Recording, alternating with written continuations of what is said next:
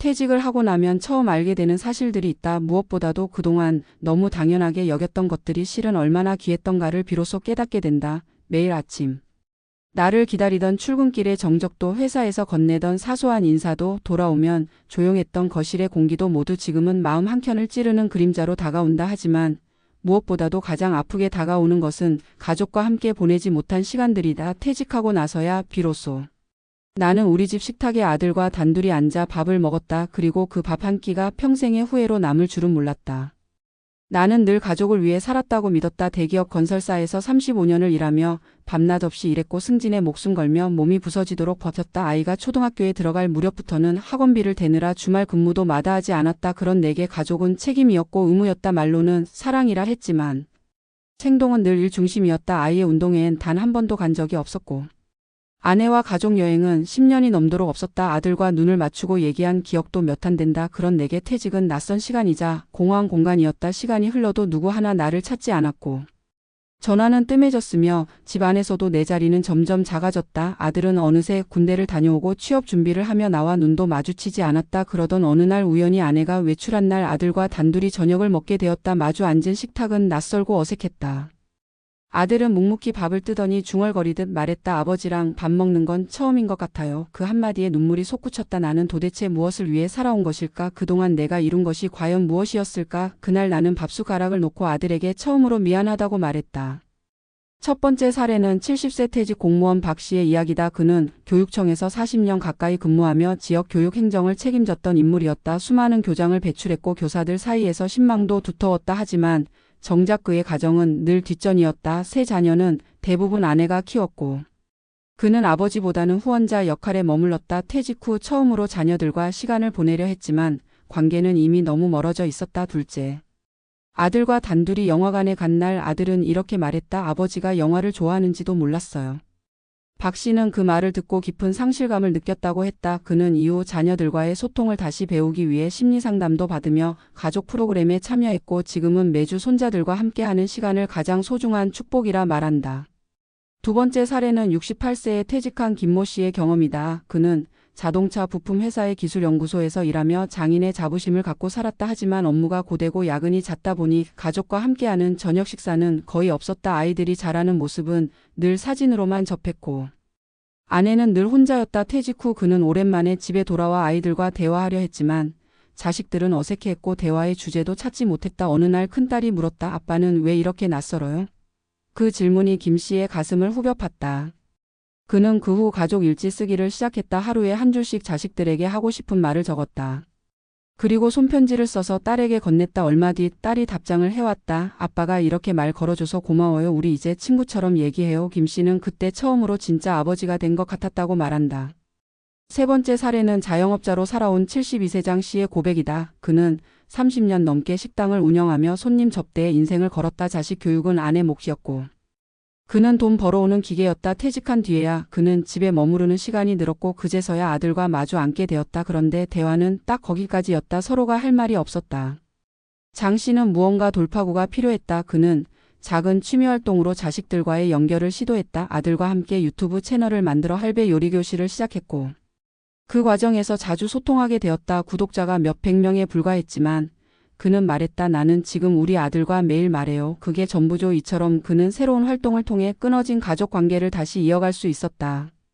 이처럼 퇴직 후에야 비로소 가족과 진짜 시간을 보내게 되는 사람들이 많다. 하지만 그 시간은 결코 당연한 것이 아니다. 오히려 그동안 소홀했던 관계의 후유증을 치유하는 과정은 때로 고통스럽고 길기도 하다. 우리는 퇴직을 단순한 사회적 역할의 종료로 보지만 정작 중요한 것은 그 이후 어떤 관계를 회복하고 어떤 삶을 살아가느냐다. 자식과 눈을 맞추며 밥을 먹는 그 순간이 누군가에겐 평생을 기다린 시간이기도 하다. 그러므로 지금 이 글을 읽는 이라면 묻고 싶다. 우리는 과연 일과 가족 중 어떤 것을 진심으로 소중히 여겨왔는가?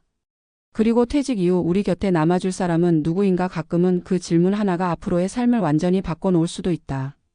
68세의 어느 아버지가 퇴직 후 처음으로 아들과 둘이 밥을 먹으며 흘린 눈물은 단지 후회의 눈물이 아니었다. 그것은 다시 연결되고 싶은 마음의 표현이었고 이미 멀어진 시간을 붙잡고 싶은 간절함이었다. 그리고 어쩌면 늦었지만 아직은 가능한 변화의 시작이기도 했다. 지금 당신 곁에도 그런 밥상이 하나 놓여 있다면 그 자리를 피하지 말고 마주 앉아보자. 거기서부터 진짜 은퇴의 의미가 시작될지도 모른다. 퇴직 이후 가족과의 단절을 체감하며 처음으로 함께 밥을 먹는 시간의 소중함을 깨닫는 이들은 우리 사회에 적지 않다. 이는 단지 한 사람의 감상이나 일시적인 후회에 그치는 것이 아니라 한국의 은퇴 구조 속에서 반복되는 구조적 문제의 단면이다. 오랜 시간 조직 중심의 삶을 살아온 이들은 가정 내에서의 자기 자리를 스스로 놓친 채 일터에서의 역할로 정체성을 대체해왔다. 가족은 책임져야 할 대상으로만 인식되었고 진심 어린 소통의 대상이 되지 못했다. 문제는 은퇴 이후 이 모든 관계의 공백이 고스란히 드러난다는 점이다. 은퇴 이후 사회적 역할이 사라지면 남는 것은 가족이라는 말은 쉽게 들리지만 정작 그 가족과의 정서적 유대가 약화된 상태에서는 그마저도 버거운 과제가 된다. 특히 한국의 아버지 세대는 유교 문화와 산업화 시대의 남성 역할 기대 속에서 말없는 부양자가 되어야 했다. 감정을 표현하는 데 익숙하지 않았고 자식과의 관계에서조차 권위나 침묵으로 거리 두기를 선택해온 경우가 많다. 이러한 문화적 맥락은 퇴직 이후의 가족 재구성에 커다란 장애가 된다. 자식들은 이미 독립된 성인으로 성장했으며 오랜 시간 감정적으로 단절된 부모에게 쉽게 마음을 열지 않는다. 반대로 부모 세대는 관계 회복의 방법을 모르거나 두려워한다. 결국 은퇴 이후의 외로움은 단순히 사회적 활동의 감소에서 비롯되는 것이 아니라 일생을 바쳐 이뤘다고 믿었던 가족관계의 실체가 드러나는 데서 오는 충격에서 시작된다. 이러한 문제를 해결하기 위해서는 먼저 가족 재구성이라는 관점에서 은퇴 이후의 삶을 바라봐야 한다. 은퇴는 단지 노동시장에서의 퇴장이 아니라 관계 구조의 대전환을 요구하는 시기다. 은퇴자의 정체성은 더 이상 직책이나 성취로 설명되지 않는다. 이제 그는 한 집안의 아버지이자 배우자이며 때론 조부모로서 새로운 역할과 소통 방식을 배워야 한다. 첫 번째로 필요한 것은 자기 감정에 대한 인식과 표현이다. 한국의 은퇴자들이 가장 어려워하는 것이 바로 감정을 말로 표현하는 일이다. 고맙다, 미안하다, 사랑한다는 말을 입 밖으로 꺼내는데 익숙하지 않기 때문이다. 그러나 관계 회복의 시작은 늘 진심 어린 말 한마디에서 시작된다. 퇴직 후 자녀와 단둘이 밥을 먹는 그 순간이 어색하게 느껴진다면 그것은 단절이 있었음을 뜻한다. 그 어색함을 직면하는 것이 회복의 첫걸음이다. 두 번째는 가족과 함께하는 새로운 경험의 설계다. 단순히 시간을 보내는 것을 넘어 함께 무언가를 만들어가는 경험은 관계를 재구성하는 데 큰 도움이 된다. 앞서 소개한 자영업자 장 씨의 사례처럼 공동 프로젝트를 통한 협업은 자연스럽게 대화의 문을 연다. 요즘은 부모와 자녀가 함께 유튜브 콘텐츠를 만드는 사례도 많고 조부모와 손주가 함께 책을 읽거나 작은 여행을 떠나는 활동도 늘고 있다. 중요한 것은 그 시간이 의무가 아닌 선택이어야 하며 일방적인 주도가 아닌 상호 존중 속에서 이루어져야 한다. 세 번째는 스스로를 가족 구성원으로 다시 위치시키는 노력이 필요하다. 퇴직 전에는 가장이라는 이름으로 집안에서의 역할이 비교적 분명했다. 하지만 은퇴 이후엔 그 권위가 자연히 약화된다. 이를 받아들이고 가족의 일상에 조심스럽게 스며드는 태도가 필요하다. 예컨대 아내가 하던 집안일을 함께하거나 자녀의 관심사에 귀를 기울이는 식의 사소한 행동이 관계의 온도를 바꾼다. 이 과정에서 중요한 것은 내가 예전보다 약해졌다는 인식을 두려워하지 않는 것이다.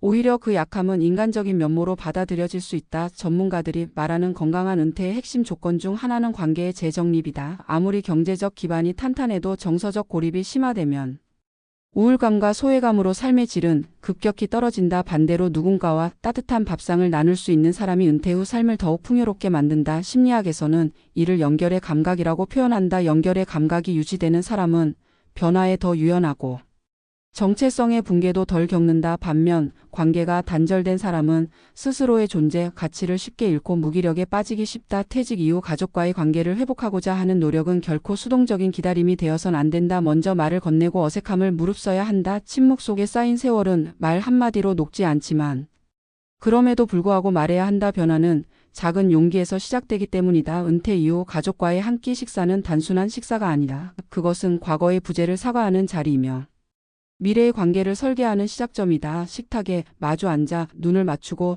천천히 말을 건네는 그 순간이야말로 한 사람의 은퇴자가 다시 가족의 일원으로 복귀하는 의식이 된다. 진심이 담긴 대화는 삶의 균형을 다시 잡아주는 힘이 있으며 무엇보다도 그 대화는 다시 가족이라는 공동체로 자신을 회복시키는 유일한 길이 된다. 가족이 기다려주기를 바라는 마음보다는 내가 먼저 다가가겠다는 의지가 필요하다. 아직 늦지 않았다. 퇴직 후의 공허함을 메우는 것은 거창한 여행이나 새로운 취미가 아니라 내 곁에 있었지만 먼 곳처럼 느껴졌던 가족과의 관계를 다시 짚어보는 일이다. 오늘 저녁 당신도 아들과 함께 밥을 먹는 자리를 마련해보자. 어색하고 서툴러도 괜찮다. 그 자리에서 흘리는 침묵은 언젠가 진심이 될 것이며 언젠가 서로의 마음에 닿을 것이다. 그렇게 우리는 비로소 진짜 은퇴 이후의 삶을 시작하게 될 것이다.